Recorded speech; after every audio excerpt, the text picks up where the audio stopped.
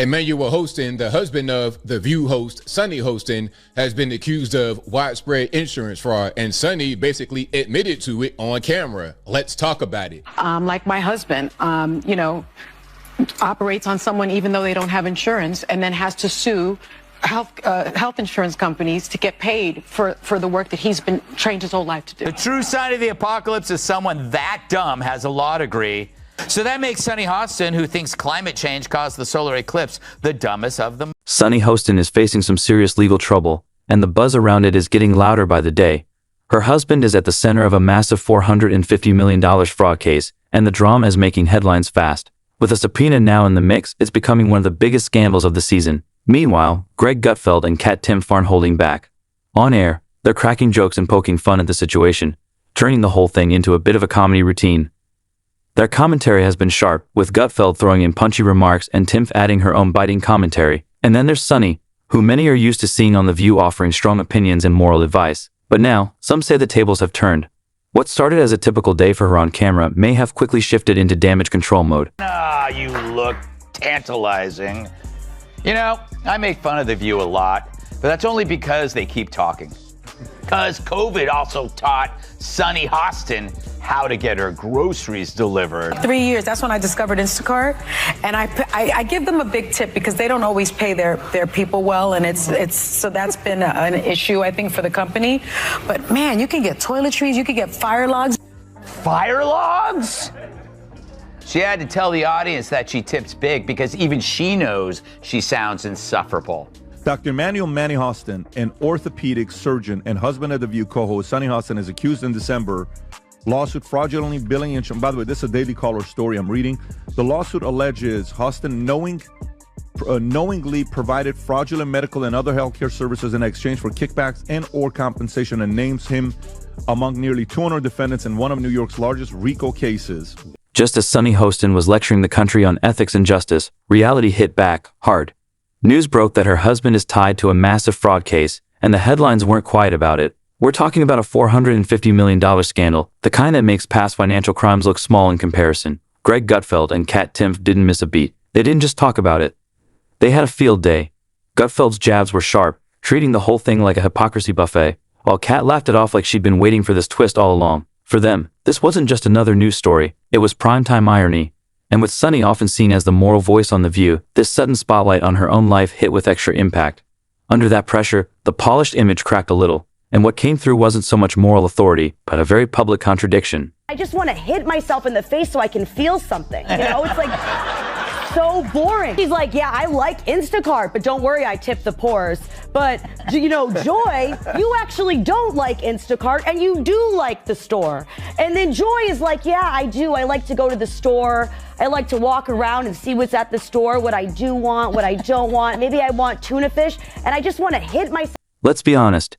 If hypocrisy were a brand, The View might be its flagship store, with Sunny Hostin front and center. For years, she's delivered lecture after lecture on ethics, handing out moral advice like it's on sale. But now that her own household is under fire over a massive fraud case, she's suddenly quiet, as if nothing's going on.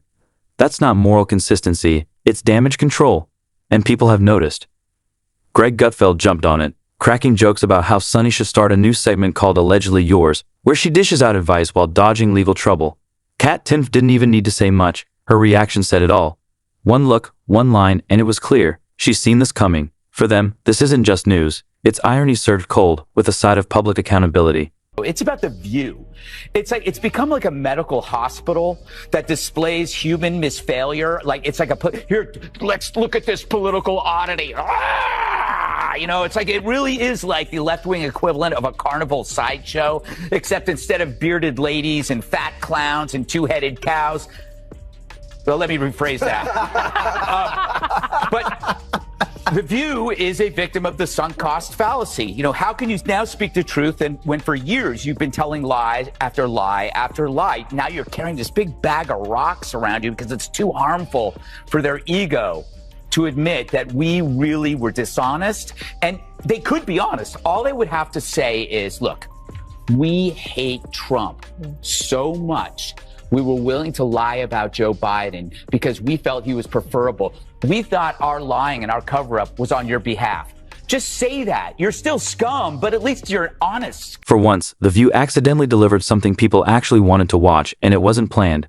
Sunny Hostin's personal drama just became headline news, and Gutfeld and Timpf wasted no time turning the situation into primetime comedy. They didn't just roast The View, they dismantled it. What's usually a steady stream of self-righteous monologues got flipped on its head. The show's moral soapbox crumbled like a pricey IKEA shelf under pressure, and Greg and Kat sat back, raised a glass, and toasted the collapse. Gutfeld turned sarcasm into an art form, flooding the airwaves with jokes sharper than ever. He even joked that Sunny should launch a new segment called Allegedly Yours, where she hands out life advice while dodging subpoenas. His jabs hit hard, reminding everyone that for years, Sunny acted like America's moral compass. Now, that compass is spinning. Kat played it cooler but no less cutting. Her deadpan reaction said it all. We saw this coming. She didn't need to shout, just a smirk, a sip of her drink, and a front row seat to what felt like karma on full display. Her suggested segment? Financial crimes and finger-wagging. A brutally accurate swipe at the show's preachy tone and selective outrage. Together, they didn't just mock the scandal, they highlighted the bigger issue. How public figures often preach accountability until it lands at their own doorstep. And this time, the fall wasn't graceful, it was televised. The witch's coven finally shows me some lovin'. Yesterday on The View, yours truly was the subject of conversation. Apparently, the broads have no idea who I am, or so they say. Hit it, Gladys. They said that Gutfeld talks about you all the time. Who is he? Really,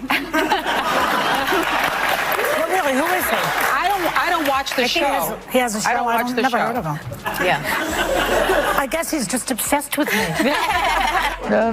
Next, Joy's going to say she's never heard of carbs.